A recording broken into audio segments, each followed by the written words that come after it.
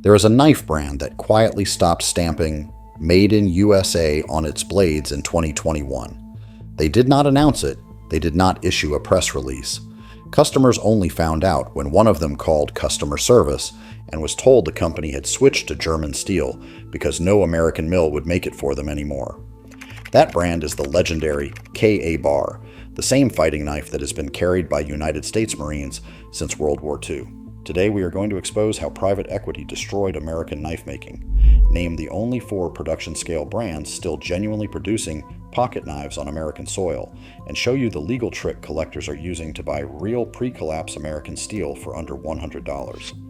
If you have walked into a sporting goods store recently, you might believe you are looking at a competitive marketplace full of heritage American brands. You see names like Schrade, Old Timer, Uncle Henry, Imperial, Camillus, SOG, Gerber, Cold Steel. You assume these are different American companies competing to build a better blade for your pocket. That is an illusion. The reality is that almost every one of those names is now a sticker glued onto a Chinese factory blade. Schrade was an Ellenville, New York company for 100 years before it shut down in 2004. Camillus, New York made knives for 131 years before going bankrupt in 2007. Cold Steel was a California company before private equity bought it. SOG was a Washington company before private equity bought it. The cutlery towns that built America's reputation for steel are now ghost towns. What remains is a brand name printed on imported steel, sold to Americans who think they are buying a piece of their own country's heritage. And the worst part is, the same conglomerate strategy that hollowed out the recreational vehicle industry is now hollowing out the American cutlery industry. The names you trust are the bait. The blades inside them are the switch. When you buy a Schrade Old Timer at Walmart for $15, you are not buying from a small team of New York craftsmen.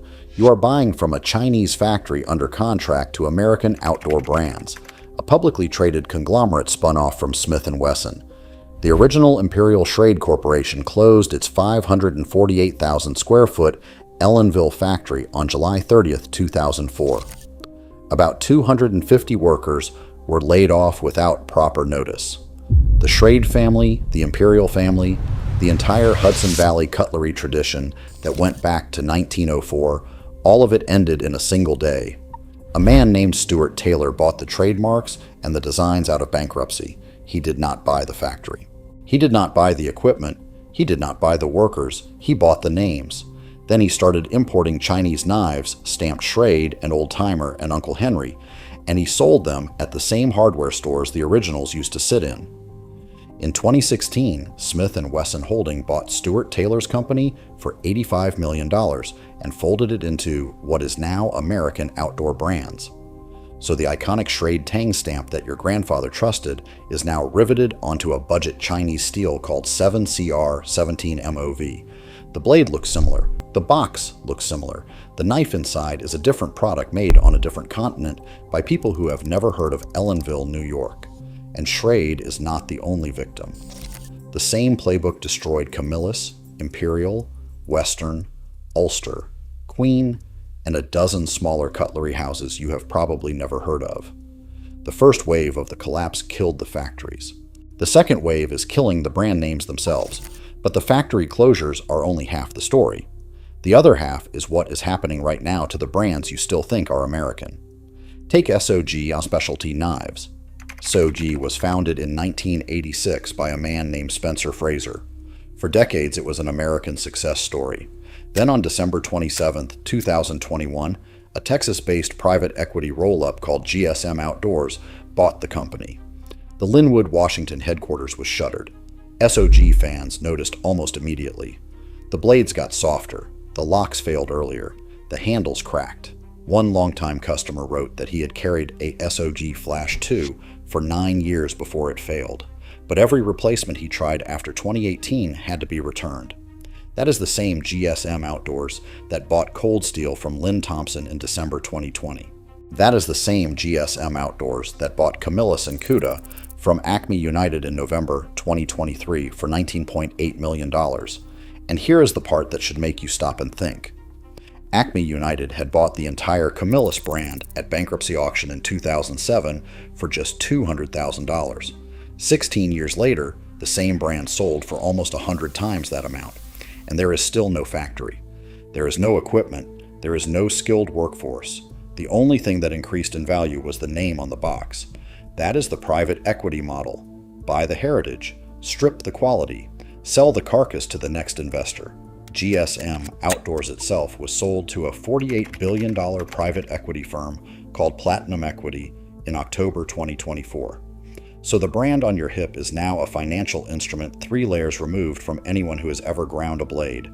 Now consider Gerber. Gerber was founded in Portland, Oregon in 1939. It was bought by a Finnish conglomerate called Fiskars Group in 1987, and today only about 22% of Gerber's roughly 640 product catalog is still made in Portland. The other 78% is Chinese. Now consider K.A. Bar. K.A. Bar is owned by Cutco Corporation, which is privately held in Olean, New York. Around 2021, K.A. Bar began quietly removing the USA stamp from its iconic marine fighting knife and most of its other 1,095 Crowvan blades. The reason is buried on K.A. Bar's own product pages. They switched to German steel. The knives are still ground and assembled in Olean. But under federal labeling rules, the unconditional made in USA claim requires that all or virtually all components, including the steel, be American. K.A. Bar could no longer make that claim, so they dropped the stamp. The probable trigger was a class action lawsuit that hit Buck Knives in 2022 for $200,000 after Buck was caught marketing knife and sheath combos as made in USA when the sheaths were Mexican. Once that precedent landed, every American knife company with imported components had a choice: drop the claim or face the same lawsuit. K.A. Bar dropped the claim, hoped no one would notice, and kept selling. Most customers still do not know. So if every heritage brand has been bought, gutted, or shipped overseas, are there any real American pocket knife companies left? The answer is yes. There are exactly 4 production-scale brands that still build their pocket knives entirely on American soil from American steel, and they survived for one reason. They never lost family control. The first is Buck Knives in Post Falls, Idaho. The Buck family has run this company across 4 generations since 1902. They make over 1 million knives a year, and the iconic Buck 110 Folding Hunter has been built in America continuously since 1964. Over 15 million of them have been produced. The standard blade steel is 420 HC, but Buck uses a proprietary heat treat developed by a man named Paul Boss that makes that budget steel cut like a blade 2 tiers above its grade. The second is Benchmade in Oregon City, Oregon, founded by Les DeAssis in 1988 and now run by his widow Roberta and son John.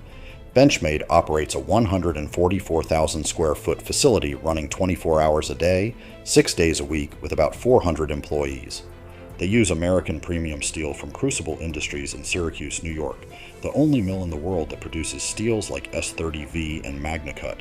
The Benchmade Bug Out at around $200 is the modern American everyday carry standard, and the lifetime sharp warranty covers free factory sharpening for any owner of the knife forever.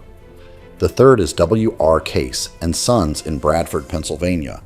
Founded in 1889 and owned since 1993 by the Bladel family that owns Zippo, every case knife is still made in Bradford using about 125 hand processes per blade. Brazilian cattle bone is jigged and dyed in the same factory. The Case Collectors Club has over 18,000 active members, the largest knife collecting association in the world. The fourth, and the one most Americans have never heard of, is Great Eastern Cutlery in Titusville, Pennsylvania. Great Eastern was founded in 2006 by a former Queen Cutlery master cutler named Bill Howard. He moved into the old Cyclops Specialty Steel building, restored historic American cutlery machinery that had been sitting in storage, and started building traditional slip-joint knives the way they were built in 1900. Great Eastern produces only about 50 knives a day. Pattern runs of 1,000 or 2,000 knives sell out in minutes when authorized dealers release them. Howard refuses to expand. He refuses to franchise. He sources his 1,095 carbon steel from a melt shop in Chicago. A Great Eastern number 73 trapper that costs around $150 at retail will sell for $300 to $700 on the secondary market. So those are the four names: Buck, Benchmade, Case, Great Eastern. Everything else has compromises. And here is the secret that the savviest collectors already know. There is a fifth way to buy real American steel that almost no one talks about: the pre-collapse used market. Vintage Schrade knives stamped with USA from before 2004. Vintage Camillus stamped with USA from before 2007. Vintage Western, Vintage Imperial, Vintage Ulster, Vintage Queen. These knives are floating around estate sales, flea markets, eBay, and pawn shops for less than $50. The blades were ground in real American factories by real American workers. The steel is genuine. The heat treat is genuine. And because the modern import knives have ruined the brand reputations, most sellers do not even realize what they have. A vintage USA marked Schrade old-timer that cost grandfather $12 in 1975 will outcut and outlast any modern imported knife wearing the same name. You just have to know how to read a tang stamp. Look for the words USA under the brand name. Look for the city name. Avoid anything that just says the brand with no country printed below it. The era of casual American knife manufacturing is over, and the conglomerates are banking on you not noticing. They are counting on you to see the familiar logo and assume the steel underneath it is the same steel your grandfather carried. It is not. The factories that built it are gone. The towns that supported it are gone. The skilled workers who knew how to grind a blade by feel are dead, retired, or working at gas stations. What remains is a marketing exercise, wearing a heritage costume. But you do not have to participate in the lie. You can buy from one of the four real American makers. You can hunt for pre-collapse used knives from real American factories. Or you can simply learn to read a label and refuse to subsidize the erosion of your own country's manufacturing base. Check the tang stamp. Check the year. Never trust a logo without a country of origin printed underneath it. If you found this fascinating and you want more deep dives on how private equity is hollowing out the American products you grew up trusting, hit the subscribe button and stick around. The next investigation is already in production.